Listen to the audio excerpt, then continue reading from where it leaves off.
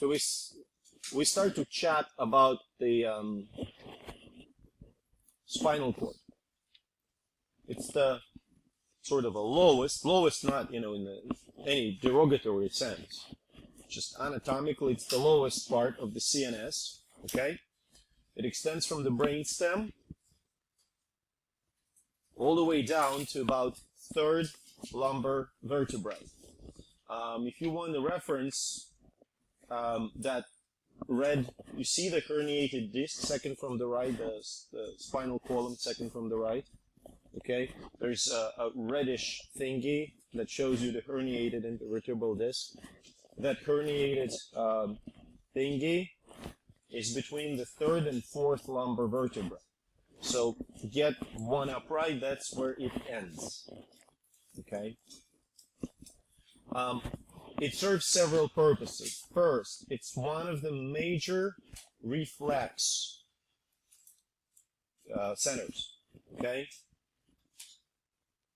We already mentioned reflexes. Can you name some of the reflexes that we mentioned?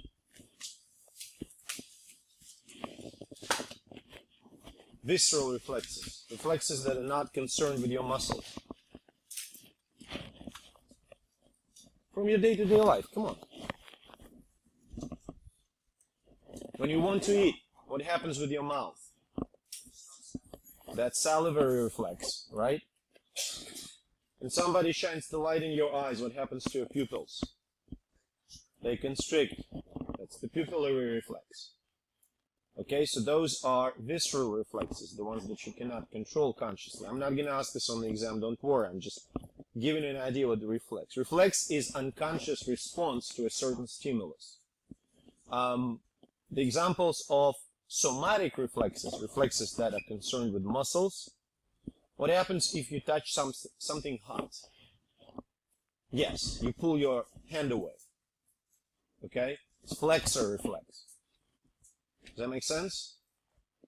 So, spinal cord, brainstem will be responsible for a lot of visceral reflexes. Medulla, as we discussed, responses like swallowing, salivating, vomiting, are all reflectory responses. That's medulla. Responses like flexor, extensor, stretch reflexes, they are wired through the spinal cord. So spinal cord is the big deal in terms of the somatic reflexes, muscular reflexes. It also controls a bunch of repetitive movements, okay? Like walking and swimming. For instance, if you take, I'm not in any way facilitating animal cruelty, but if you take a frog and do the transection of the brainstem, frog legs will still be able to move because movement, the reflectory movement, is controlled by the spinal cord.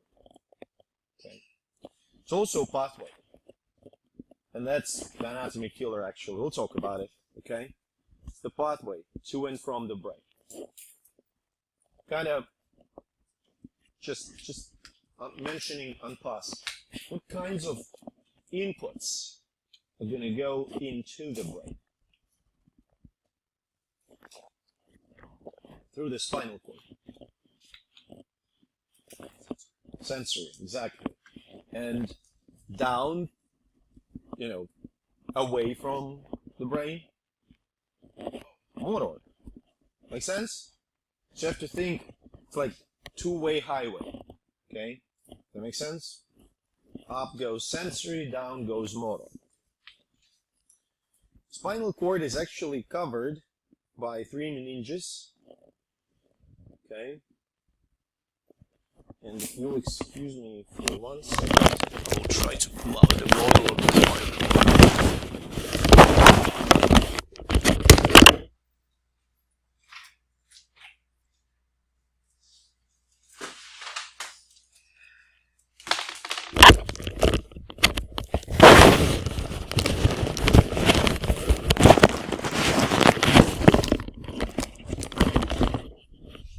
So here's your spinal cord.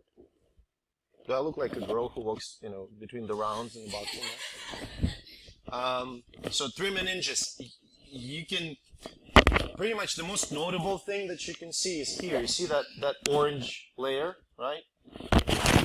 That's epidural space. Epi means above, correct? That epidural space contains fat and a lot of blood vessels. That's where injections are made. Like before the delivery, epidural anesthesia, and before actually like amputations, epidural anesthesia helps a lot. Okay, so that's the site of injection often. In the subarachnoid space, which you kind of can appreciate on the upper right corner picture, that red stuff, okay, or brown or maroon, whatever you want to call it, essentially right here in that pocketing, where my finger is, here in subarachnoid space is cerebrospinal fluid. Okay? So, essentially what you can see on this thick layer on the outside is dura mater. Next to it, practically touching it, is arachnoid matter.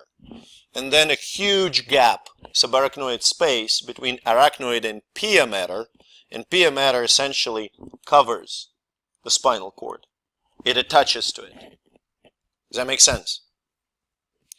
So spinal cord, as I mentioned, does not extend all the way down to the sacrum. Okay? It doesn't go all the way down to the sacrum. It ends at the level of about first, second lumbar vertebrae with a structure called conus medullaris. That's conus medullaris right here. Okay.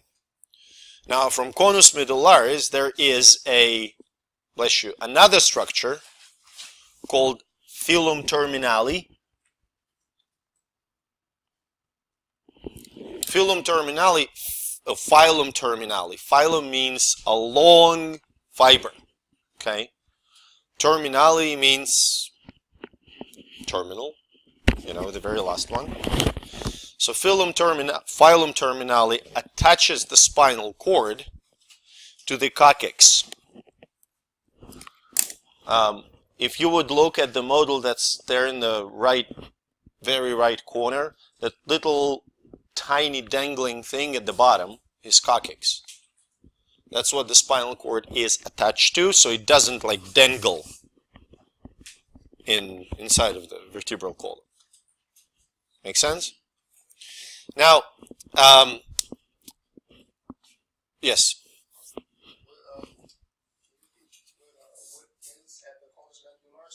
So spinal cord ends with the conus medullaris. So that's the actual spinal cord, ends here.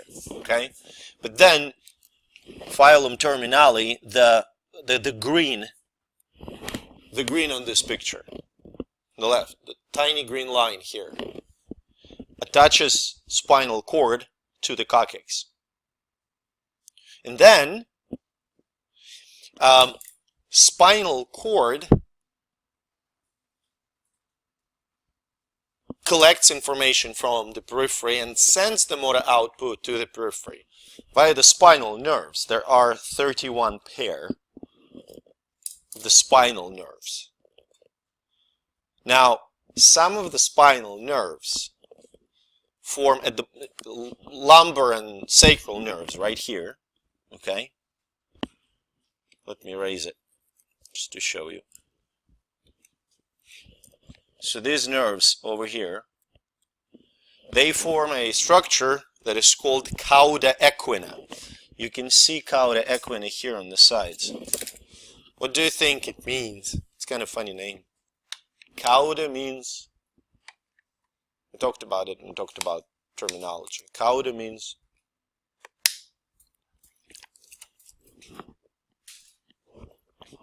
tail. Equina? Horse tail. I don't know. That's how they named it. Okay? That's a bunch of lumbar and sacral spinal nerves that extend from the bottom of the spinal cord and just form this bunch of nerves. Okay? Now, the fact that spinal cord ends around first, second lumbar vertebrae gives doctors a great opportunity to sample cerebrospinal fluid. Okay? So spinal tap or lumbar puncture is taken at the level of third lumbar vertebrae. Essentially, the needle is inserted between two vertebrae, okay? Penetrates all the ligaments that connect vertebrae and enters the subarachnoid space. Okay? Does that make sense? And the reason why spinal tap is taken around third vertebrae, there is no spinal cord to damage. I mean, you can do it a little bit above, but you're kind of running a really big risk of leaving somebody paralyzed. Make sense? And obviously, sampling cerebrospinal fluid is very important because it allows us to diagnose a ton of diseases, including my favorite infectious diseases, microbial diseases, viral diseases of the brain, parasitic diseases, stuff like that. Because not technically, cerebrospinal fluid is sterile always, unless you're sick. So, anatomy, step by step. That's on the left. It's the cross section of the spinal cord, transverse section. On the bottom, sort of looking at, the spinal cord at an angle. First, if you look closely at the cross section of the spinal cord, you're going to notice that it has two depressions, two crevices. The anterior crevice, right here, is called anterior median fissure. Posterior crevice, which is much less prominent, is called posterior median sulcus. It kind of illustrates what is the difference between sulcus and fissure, right? Fissure is deeper. That's it. They don't have any particular, like, huge major importance, but they anatomically divide spinal cord into two symmetrical portions. Spinal cord is symmetrical. Does that make sense? It's not like brain is symmetrical too, but functionally hemispheres are slightly different, right? Spinal cord is practically perfectly symmetrical. Okay? In the center of the spinal cord, you can see the central canal right here. Central canal is one of the structures where, cerebrospinal fluid circulates. And actually on this picture we can see the meninges. On the bottom picture you can see the dura matter, which is definitely pretty thick. Okay? Arachnoid matter and pia matter that surrounds the spinal cord. And you can appreciate that blood vessels that are right here, blood vessels are located in subarachnoid space, same as you can see in the brain, where major blood vessels are in subarachnoid space too. We clear?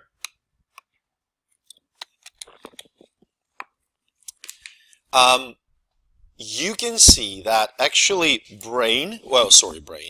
spinal cord has two distinct types of matter, gray matter and white matter. So gray matter consists of which parts of neurons? The bodies, neuronal bodies, okay? Those neuronal bodies comprise 3 horns.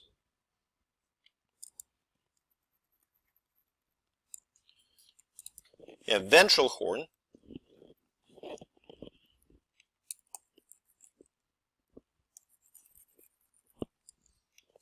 so you have ventral horn, and they are symmetrical. You have dorsal horn, and you have lateral horn.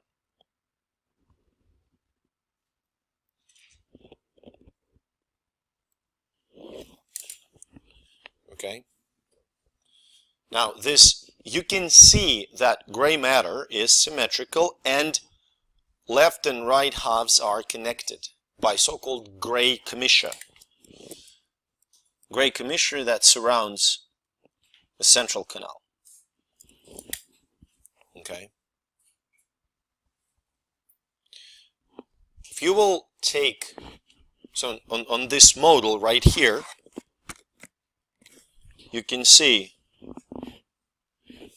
the dorsal horns, the ventral horns, and the, vice versa, ventral, lateral, dorsal, because spinous process is dorsal. Okay.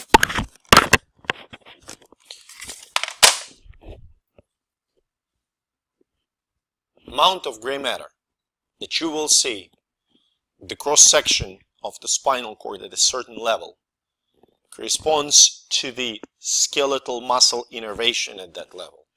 The more innervation you have, the more gray matter you're going to see. Okay. Now, ventral, dorsal, and lateral horns can be differentiated not only in anatomical terms, but also in terms of their function. For this, we need to recall what is the difference between visceral and somatic. What is somatic? If anything, somatic is body. So if somatic motor, it means control of what? Skeletal muscles, right? Visceral motor means the control of organs. Organs. Just organs, okay?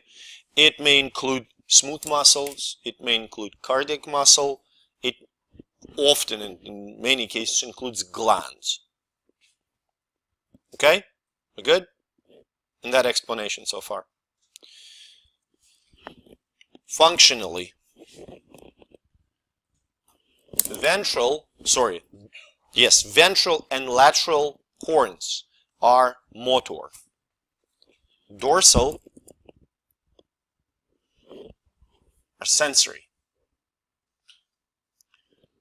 Ventral horns contain the bodies of neurons that are responsible for somatic motor controls and parasympathetic motor controls. Okay? Lateral horns responsible for sympathetic motor controls. Let's kind of break it down a little bit more. So when signal goes to your skeletal muscle, it goes through the ventral horn. Does that make sense? Think about this. It's the somatic motor control. Are we good? Is that understood? Okay. When signal goes to control, say, smooth muscles of your intestine and increase your digestive activities, it's the visceral control, right? It's an organ. And increasing digestive activity is parasympathetic activity. So parasympathetic controls are also relayed through the ventral horn. When, say, signal goes to your heart to increase heart rate, in case you are exercising or you are frightened, That's sympathetic control. So that part of the motor control will be relayed through the lateral horn. Please know this. Again, ventral horns. What types of controls? You can look there. Skeletal muscle. Good. I like when you say the final target. So control of the skeletal muscle. Is that somatic or visceral? Somatic. Lateral horns. What it's going to control?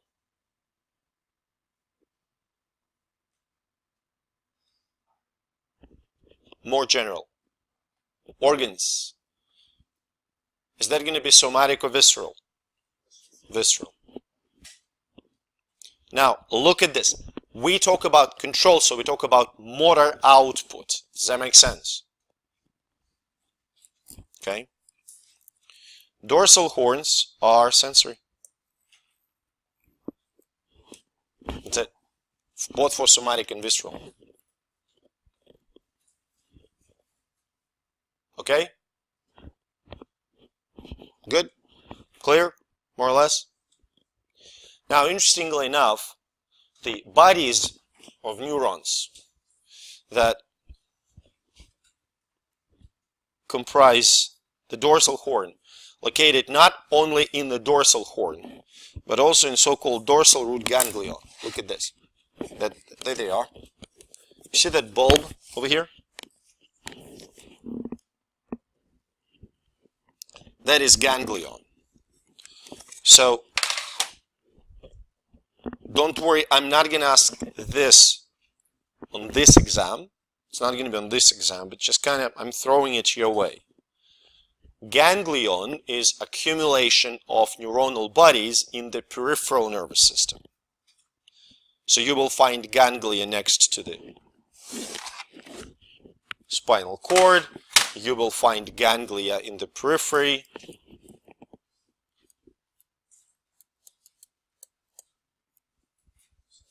Ganglion, neuronal bodies in PNS. Okay. In the central nervous system, in places like cerebrum and brainstem, accumulation of neuronal bodies is called nucleus. That's the difference. That makes sense? Terminological difference.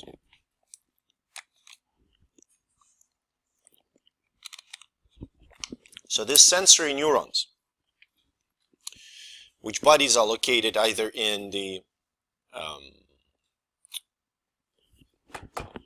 dorsal root ganglion or in the dorsal horn,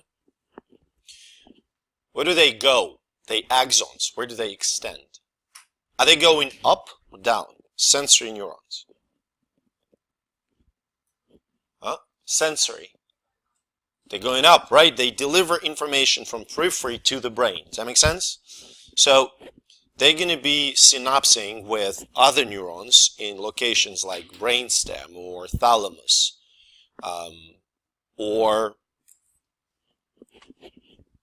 no, that's it. I mean, they will go eventually to the cortex, but not like very directly. Okay. They may also, the sensory neurons, they may also synapse with interneurons in the spinal cord. Does that make sense? So pretty much, you can think of it this way. You may, I'm kind of running a bit ahead of the train, but I want you to understand what's going on. So if somebody grabs your arm, what do? You pull away. What else do? Usually, reflectory. You push the person away, right? So think about this. It's the movement that is not really consciously controlled. Even better, I can give you another better example of it. When you step on something sharp, okay, so you walk barefoot and you step on something sharp, say a little nail, okay? What you're going to do with your leg that stepped on the nail? Yeah, you're going to do this, right? So look at me. You're going to flex it, right? All the weight of your body, where does it go? Immediately. The other leg, right? So you will have to extend it to stand upright. So you flex leg on the same side where the stimulus is, and extend leg on the opposite side. What essentially happens, the signal from here goes to your spinal cord and causes immediate response, flexing your same leg. That make sense? Sorry, I'm not really good in standing one leg. It also, that signal goes through the interneuron to the opposite side. Okay, so it goes to the opposite side and causes the extension of the leg on the opposite side. You don't even think about it, right? If you step and it's, sudden, you're going to do this right away. Can you tell yourself, okay, this is nail, I'm going to step on it and I'm going to stand on it? Yeah, you can do that. I mean, you can kind of consciously overcome this, but reflectory, well, Die Hard, the first movie, it's like walking on the broken glass, half of the movie. So you can consciously overcome this, but reflectory response, it is called flexor crossed extensor reflex. Okay, so flexor same side, crossed extensor on the other side. Okay, so this sensory inputs, and you know that it was painful, so that sensory input goes to your brain, it goes to the cerebellum, believe me. Well, not this one, I was wrong about that. So it goes to your brain, you perceive the pain, and it immediately causes the muscular response. So remove your leg from the painful object, sharp object. Does that make sense? That's why I mentioned the interneurons in the spinal cord. Okay. Spinal nerves, which you can see on that second from the right model in that corner, the yellow thingies that are protruding from spinal column, they extend from the brain, and you can see the spinal nerve right here, but you can actually see that each spinal nerve has two roots, the dorsal and the ventral. So dorsal root, which originates in the dorsal horn, essentially contains sensory neurons, right? And the ventral root, which originates in the ventral horn, contains motor neurons. Do you see the logic of it? Everything ventral in the spinal cord, including spinal nerves, is motor. Everything dorsal, including dorsal horns, is sensory. Are we good? Yes, go ahead. No. Essentially, the spinal cord is just like looking at the data. It would be kind of like a really simplified version of our brain. The way that it's working. No. Very briefly, no. It's much simpler. And it's organized in very much different way. I mean, the whole, think about it. Think about, that may be a lousy analogy, but I'm a sucker for analogies. Think about this. You have, so spinal cord is the highway. Okay? One lane goes up, one lane, well, one flow goes up, one flow goes down. And you have 31 ramp on each side of the highway. Okay? Does that make sense? This ramp is leaving, this ramp is entering. This ramp is leaving, this ramp is entering. That's it. Now, can you go directly from, say, here to here? Yes, you can. There is a relay moment, so like a highway with, I don't know how to call it, like the little link. Yes, pretty much. But imagine that it's not for police. Everybody's allowed to go there. Okay. Or it's kind of a bypass tunnel. Okay. So you don't actually have to go on the highway. You can just cross over it.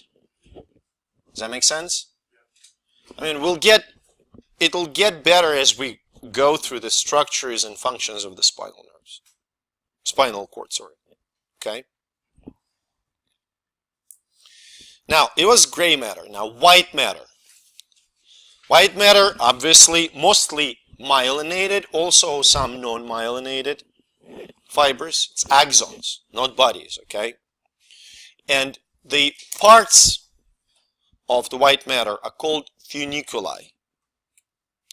Each half of the spinal cord, so each half, has dorsal funiculus, lateral funiculus, and ventral funiculus. Does that make sense? Just, sometimes dorsal is called posterior, ventral is called anterior. It's all a term. Lateral is always lateral. Are we good about it? Understood? These axons represent neuronal pathways. Okay? Now think about this.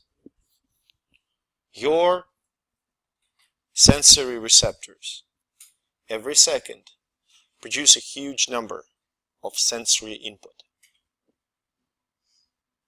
of various kinds.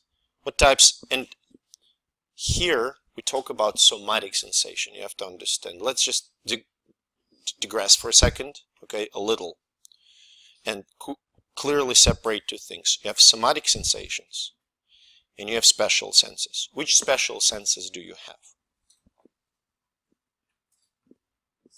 Sight. It's not. It's somatic sensation. Smell. Hearing. Taste. 4. Okay.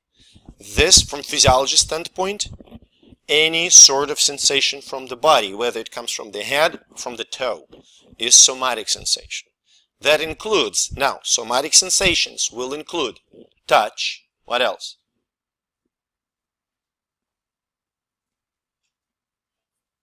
Pain, temperature,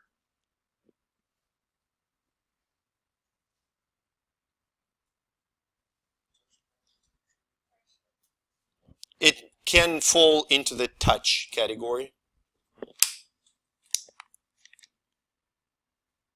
Body position. We call it proprioception, right? Now, even if we talk about, when we talk about somatic sensation, can you consciously appreciate that? Your body position, or if something touches you. If you can consciously appreciate that, where does the signal go? Which part of the central nervous system? Conscious appreciation of emotions. Name it. That's not going to be an answer in the exam. I mean, if everybody starts to do this, cortex. Okay, so that's cortex. That make sense? It's actually going to be it's going to be parietal lobe. That's somatosensory cortex. Okay? Does that make sense? Cortex. Now, body position. You understand it, right? Is there any unconscious perception of your body position and body movement? Is there a part in the CNS, that part of CNS, that perceives unconsciously, you don't know that it actually does it, your body position and body movement and balance? A little bit back. Literally back. Cerebellum, right? Cerebellum, that is responsible for refining your motor activities, receives along with the cortex, it receives the proprioceptory inputs. Does that make sense? And also, well, it's not about neuronal pathways. So we kind of figured it out. You have touch, pain, temperature, pressure, and different types of proprioception. Okay? So that's going to be sensory inputs that will be directed upwards. So if you think about this, there are going to be several targets, right? It's going to be cerebellum, it's going to be cortex, and it's going to be thalamus. Because thalamus will relay a lot of those responses to other parts of the brain. Okay? That's these pathways that go up is called ascending.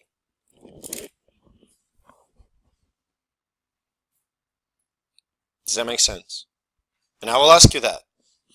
I'm gonna have questions, something like pathway such and such transmits signals from, to, and is ascending or descending, and you will have to pick the right combination. Does that make sense? Descending pathways. What type of output do they convey?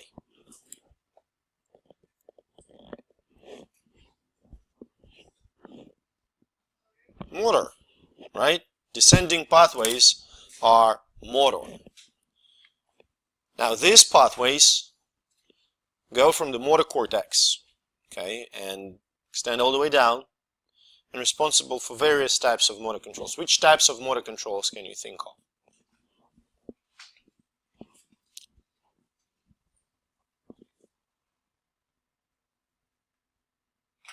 Come on, people. Which types of motor controls over skeletal muscles? Let's talk about skeletal muscles. Can you control your skeletal muscles consciously? Sure thing.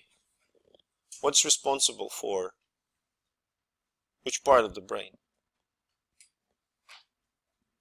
Responsible for conscious controls of skeletal muscles? Motor cortex. Let's say motor cortex, right? Motor cortex. Do you have any unconscious skeletal muscle activities? The ones that you don't really control. Can you name them? Every damn second you do that. Huh? Good. That's a reflex. Yes, that's going to be brainstem. That's not skeletal. Why am I not falling down? Well, partially because I'm a dog, right? And I'm not drunk, but why else? Absolutely, of course, if all my muscles will be relaxed now, I'll be on the floor, okay? So posture, balance, that's not conscious. You learn it, but then, unconscious activity. Does that make sense? So, yes, go ahead. Are the neuronal pathways coordinated with the ventral, lateral, and dorsal space? Funiculi? Yes. Great So question. the ascending is essentially the dorsal one? Descending are, I can kind of show you where they are. A huge ascending pathway is here. Pretty decent is here. And there are a couple here. They're more diffuse. They don't have that strict association. Does that make sense? So, it's going to be reflected in the names. Okay? Did I answer? Awesome. So, and there are transverse pathways. They're very short. They go from one side of spinal cord to another. Like, that's going to be like a transverse pathway. Now, they have several properties, those pathways. Property number one, they may decussate, crossing from one side to another. Not all of them do. Not all of them do. Some of them don't decussate. Okay, but they may. Decussation may be in the spinal cord or in the medulla. Some of them decussate twice, back and forth. So essentially, like, they stay on the same side. In unbelievably important feature, really, they consist of several neurons, 2 or 3. Okay? They do exhibit somatotopy. Okay? So pathways from the upper body parts are usually lateral to the ones from the lower body parts. And they are absolutely symmetrical. So say you have lateral corticospinal pathway, it's going to be on the left side and on the right side. You have tectospinal pathway, it's going to be on the left side and on the right side. Okay, they are absolutely symmetrical. Does that make sense? Good. So let's chat about pathways. I will try to break it down, and there are ways, you will have to, yes, it's going to be part of anatomy exam. You will have to memorize them. It's probably the hardest part of anatomy exam. Everything else is fairly easy. So the biggest, we're going to start with ascending, the ones that go up. First of all, ascending pathways can consist of 2 or 3 neurons. Okay? They are called primary, secondary, and tertiary order, or first, second, and third order neurons. So that's first order neurons. First order neurons in the pathways you can see here, okay, or here. They extend from the receptors, okay, in the periphery of different sorts, to the spinal cord. Does that make sense? Some of the primary first order neurons will go up to brainstem. Now, if you just think for a second, just for 1 second, you have sensory receptor in your femur, okay, and the body of that neuron is going to be in the dorsal root ganglia, and from femur to the spinal cord, it's pretty decent size, right? Imagine that your cell is like a foot long. It's still pretty tiny. It's a foot long cell. It's kind of huge. Okay. Second order neurons will go usually from the spinal cord, okay, to, say, thalamus, okay.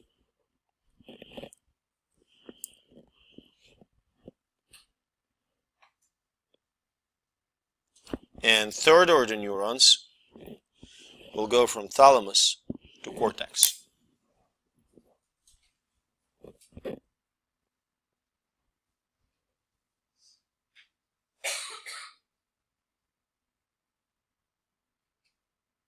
Does that make sense? Now, let's take a glance at each. Tell me if I'm going fast. I can slow down. I can repeat things. I understand it's pretty hard material. Please tell me. So let's talk about first ascending pathway. The biggest one, probably, it's the dorsal white column, which is symmetrical, so pretty much you have like 2 of them, okay? And it consists of 2, fairly diffuse pathways. Fasciculus gracilis, which is a median portion, and fasciculus cuneatus, which is a lateral portion. Does that make sense?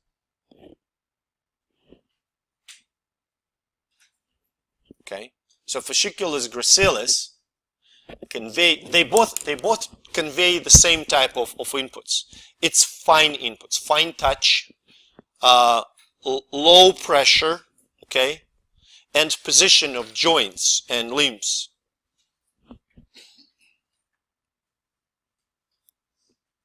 Let it sink in for a second.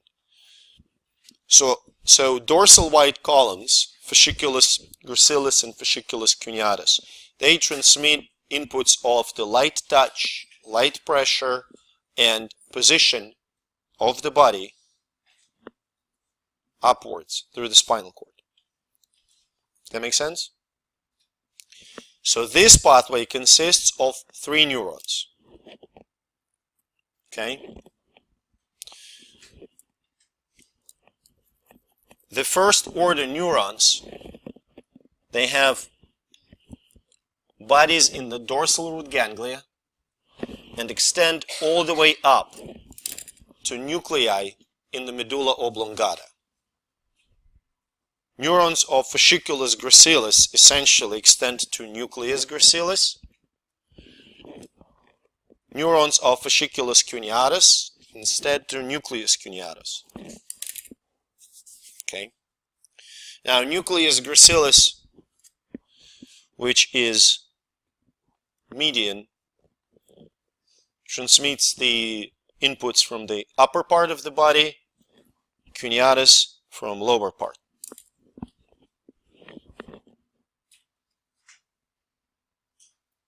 It's kind of an exception, but you still have somatotopy.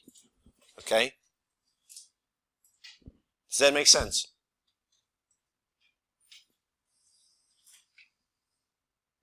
So we've got a first order neuron. It goes from periphery to brainstem, right? Look at me, to brainstem, to the medulla. From the medulla, second order neurons deliver signals to the thalamus. What is the function of the thalamus?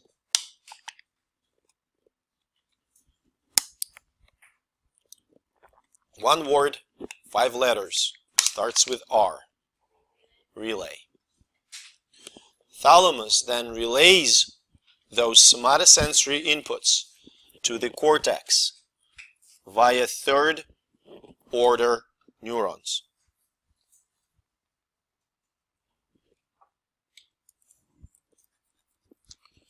Let's label them again.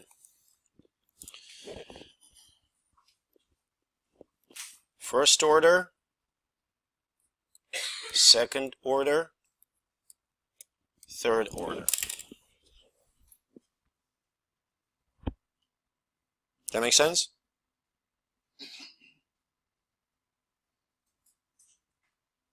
Now you can see one quite important thing.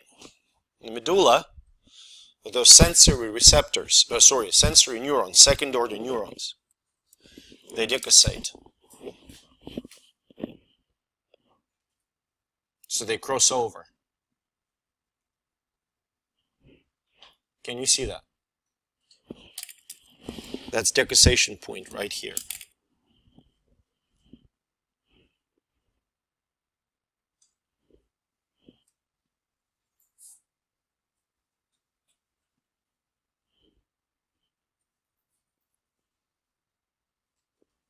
Is that okay? Did we get it? Are we good? Okay, so let's go over that pathway again. It transmits fine pressure, fine touch, and position of the body. The medial portion, which is fasciculus gracilis, transmits the inputs from the upper part, fasciculus cuneatus from the lower part. First order neurons have neuronal bodies in the dorsal root ganglia, and the axons extend all the way to the medulla. In the medulla, first order neurons synapse with second order. Second order neurons extend from medulla to thalamus. Second order neurons decussate in the medulla. So they cross over and go to the other side of the brain. In the thalamus, second order neurons synapse with third order neurons, which then extend their axons all the way up to the cortex.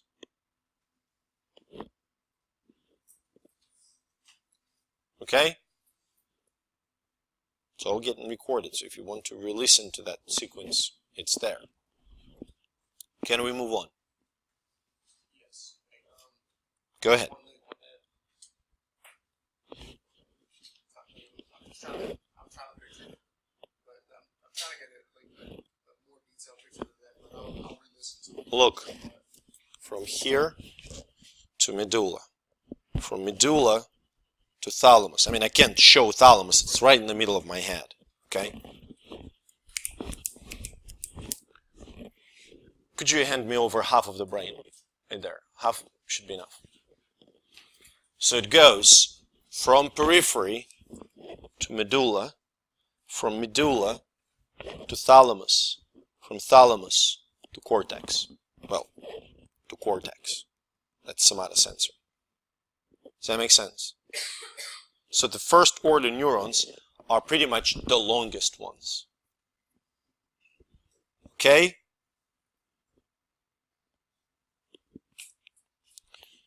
Two more. Spinocerebellar. So first, before we talk about them, let's look at their position in the cross-section of the spinal cord. So this is going to be two spinocerebellar pathways. Okay, can you see them right here? Okay. So those are spinocerebellar pathways. Obviously dorsal and ventral. And these two are spinothalamic, lateral and ventral.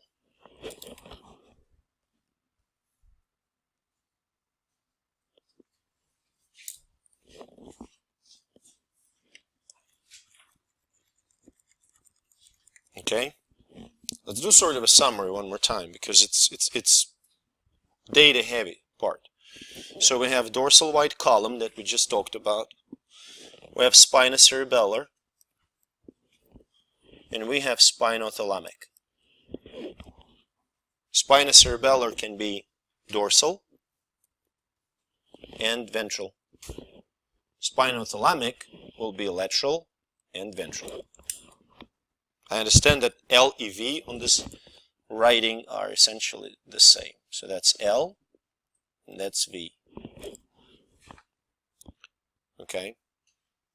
Before we move any further, spinothalamic, where would it go? Yep. From the spine to the thalamus. And you can kind of appreciate the direction. From spine to the thalamus, it's ascending. Okay? Spinocerebellar. From spine to the cerebellum, also ascending. Does that make sense? Kind of, I hope it starts to click. So spinocerebellar, goes through the lateral funiculus and it goes all the way up to cerebellum. So it has only two neurons in it. That's neuron number 1. Can you see that? The black one, right over here. Right over here. It's a neuron number 1. First order neuron.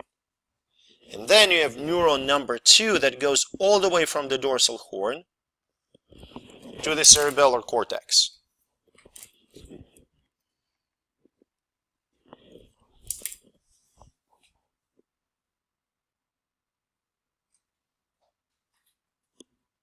Okay? That's it. You can also see that there's no decussation here.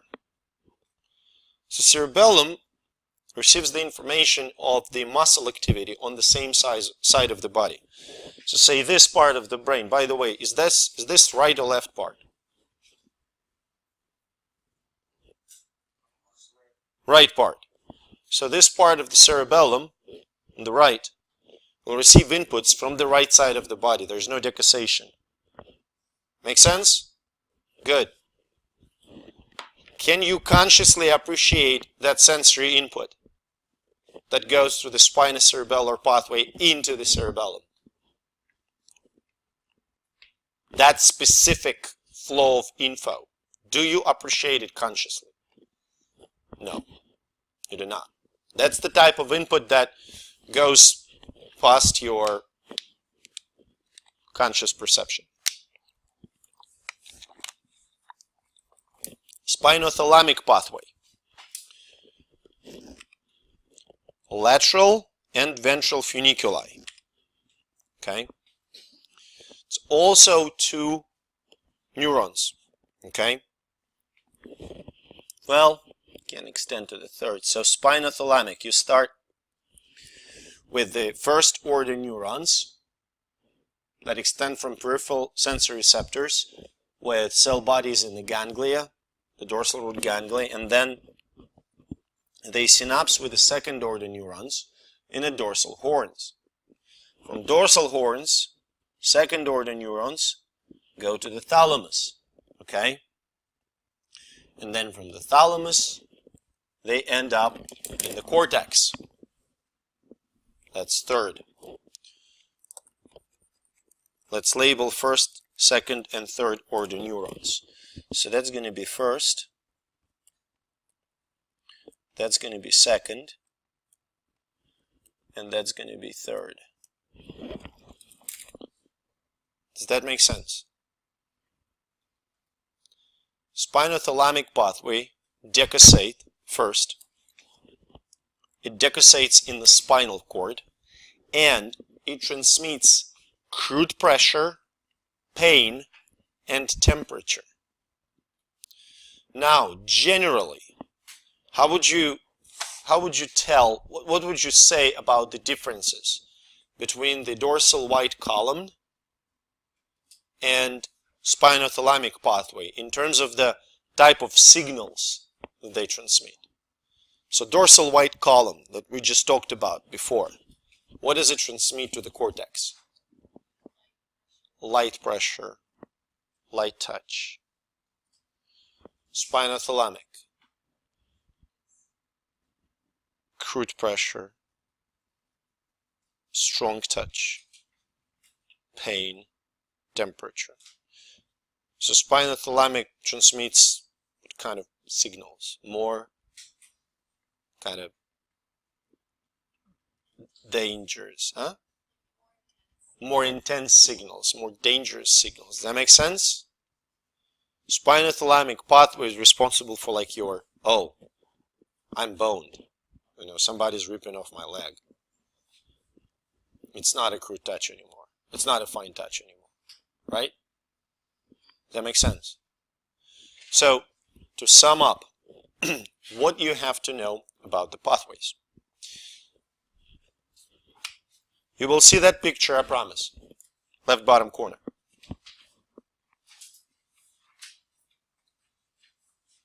No labels. So we'll have to answer. I will point at one of the pathways and you're going to tell me what it is. It's going to be multiple choice. Are we clear? You have to know how many neurons are in the pathway and what's the final destination. So for both spinothalamic and dorsal white column, the final destination is cortex. Okay, and you have to understand that it's somatosensory, not the motor, not the visual, stuff like that, okay? For spinocerebellar, it is cerebellum. You have to know, and two neurons. You have to know that they are ascending, and you have to know their function to the level that we mentioned. Okay? Proprioception, pain perception, temperature perception, touch, crude touch. Am I clear? Good. I want to be very clear about that. Can we go on and talk about, descending pathways?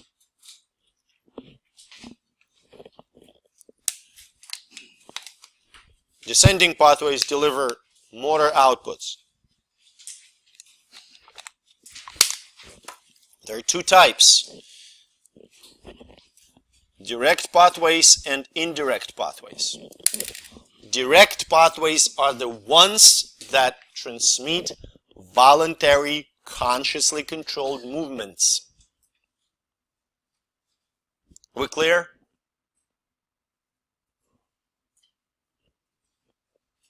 We good?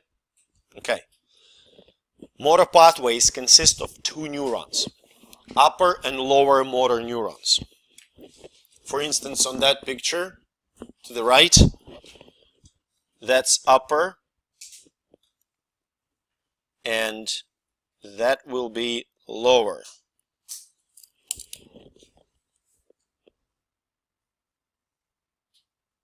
So upper motor neuron, it goes from the cortex, or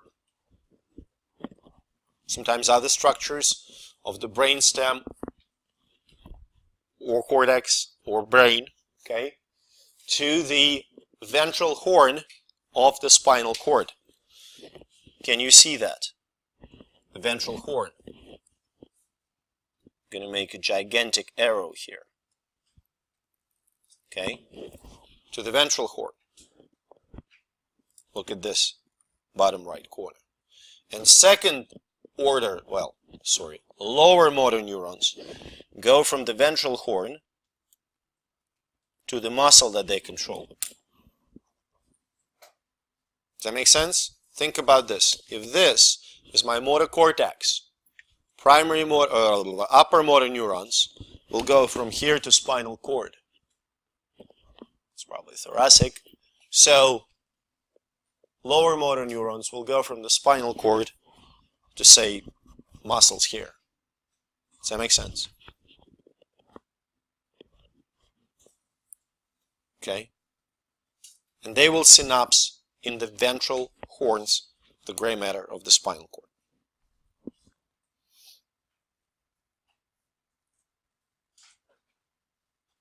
Okay.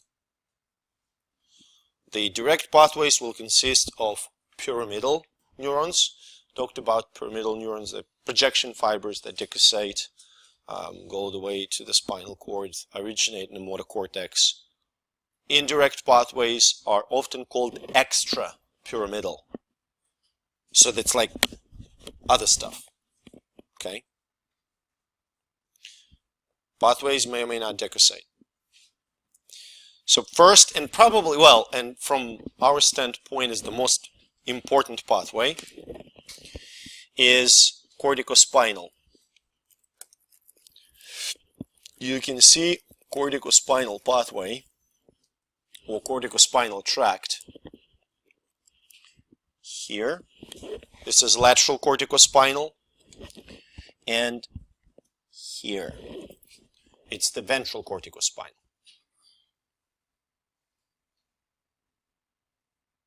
Does that make sense? Now, the lateral corticospinal, which is shown in the picture to the right in slightly purple color, decussate in the medulla, okay, and controls muscles on the opposite side of the body. Ventral corticospinal tract extends all the way down to the spinal cord, then crosses to the other side in the gray, through the gray commissure. So ventral corticospinal tract decussates in the spinal cord.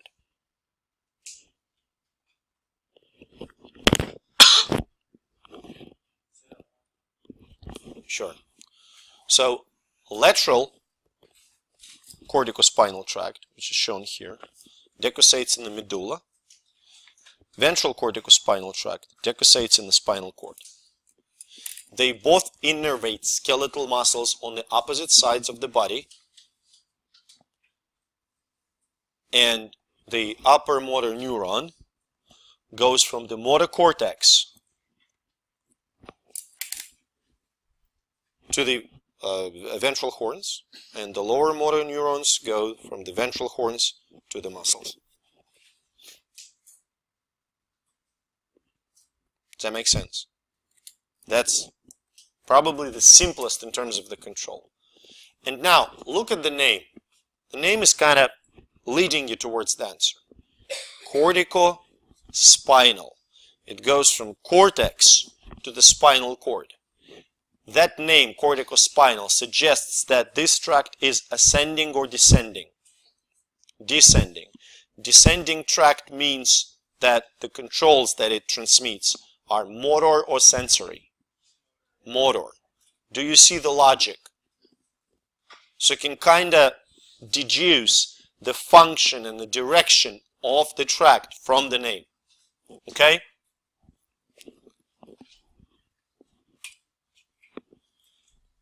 Four more. Tectospinal. Okay?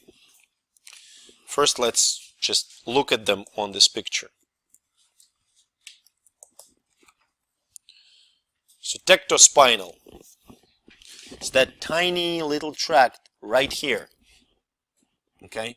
You can kind of, I like to, I offer sometimes, not mnemonics, but if you say some stupid things, kind of helps. Okay? TV. You're watching TV. Tectospinal and vestibulospinal tracts. In front of spinal cord, you watch TV. I know it sounds absolutely idiotic, but idiotic things help. Like when I was a kid, I read the book in astronomy, and there was a mnemonic on spectral classes of stars. I have no deal with astronomy. I still remember that, like 20 years later, 25. Okay? So the more stupid it sounds, the better. So, tectospinal. It's all, it's pretty much all the same. It doesn't show itself here, okay? It decussate, crosses over. The function of tectospinal is to turn a neck to follow the moving object. Does that make sense? That's pretty much it. Vestibulospinal.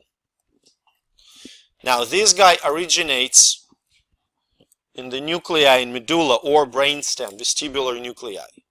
So if we would look at this on the left, this picture, then medulla would be here. So somewhere here, the vestibulospinal starts, and vestibulospinal pathway goes to the muscles to maintain the muscle toe. You can activate like extensors, okay, so we can stand upright. Does that make sense? The impulses that vestibulospinal tract conveys to the muscles, are they voluntary? Balance, posture, they aren't. Right? You stand up not because you want to stand up, it's kind of just involuntary control. Does that make sense? Rubrospinal and reticulospinal. Sort of a way, it's kind of, I like to make my own mental maps. So this line represents reticulospinal tracts. This parallel line represents corticospinal tracts. Okay?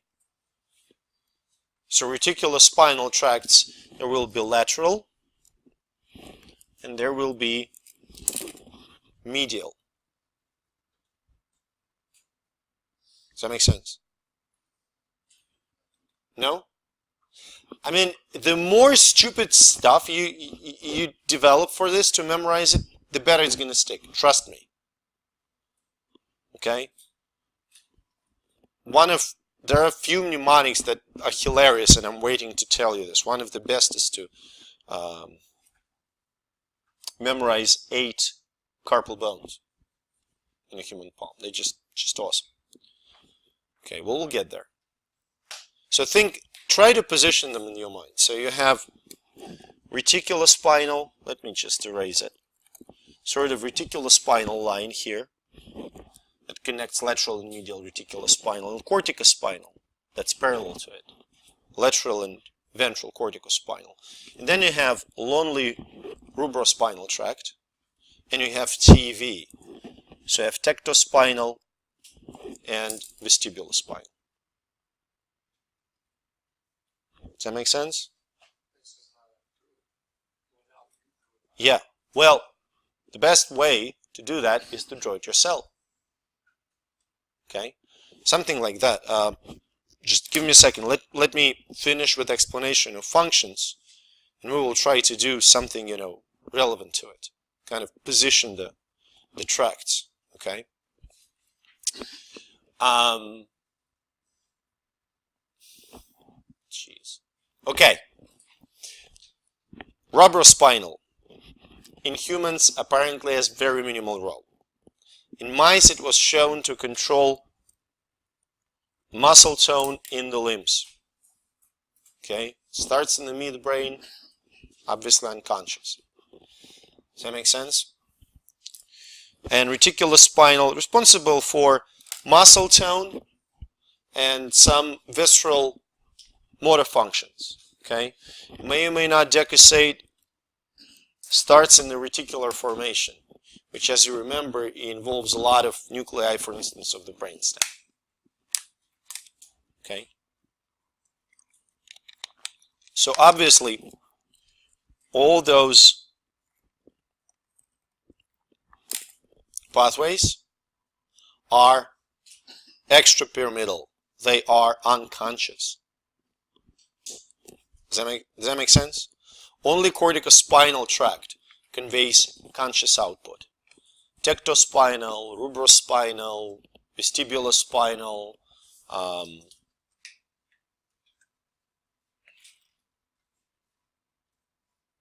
reticulospinal, all are unconscious. Okay.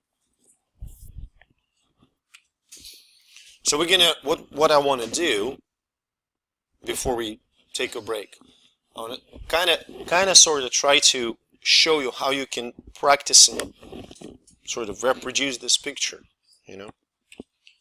So we're going to do pathologies afterwards. Let me just make it sort of easier. So what I'm going to do, I'm going to insert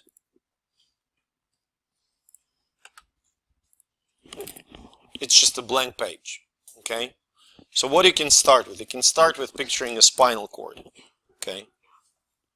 Something like that. I mean, it's oh, horrible, just awful. Good God. Even for me. Okay, so that's spinal cord, that's sort of a midline, right? Right here. So, sensory. You've got dorsal white column, okay? You've got fasciculus gracilis and fasciculus cuneatus. You've got spinocerebellar, dorsal, and ventral. And you've got spinothalamic. So it's going to be lateral spinothalamic and ventral spinothalamic. I know that I know. I understand. I understand that you just learned it and I learned it like a way ago. But if you just keep practicing, look, it took me like 30 seconds. Just open and draw it. And then do it like 3 times. And then close and try to draw it. And then just did it like 10, 15 times. Trust me, it's going to work. Okay? Now, motor pathways. Start with small ones. TV. Tectospinal. Vestibulospinal. Okay? Somewhere here is rubrospinal. And you're left with 2 lines. Really. One line is corticospinal. Okay, and one line is reticulospinal.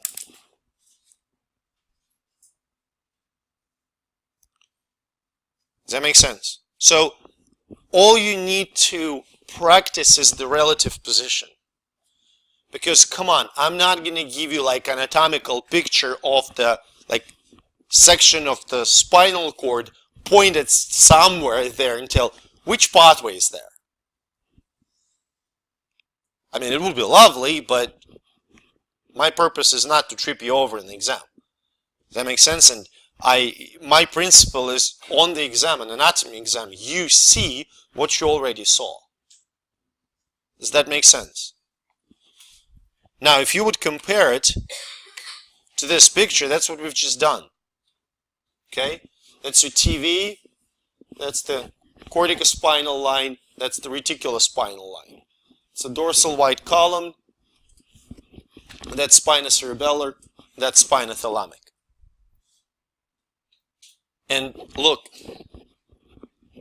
they're going to be in color, so you know that blue are descending and red, blue are ascending and red are descending. Does that make sense? Like, I once accidentally gave, by stupidity, when students had a cardiovascular exam, I gave them maps of cardiovascular system printed. I didn't realize that the printer was black and white, so they couldn't tell between arteries and veins. Arteries were in red and veins were in blue, but so they see that, and they, especially the cranial circulation, the patterns are very similar. So I asked them, what's the vessel? And they say, dude, are you asking about the vein or an artery? Like superficial, temporal, they go practically the same route. Which one do you want? So we fixed it, but so this is going to be, so what it's going to look like, remember the first exam? You're going to have pictures projected here, and you're going to have printouts with you. So for color, you can refer to this, and you can also look at the printouts. Make sense? Okay. We're going to take a break, and then we're going to talk about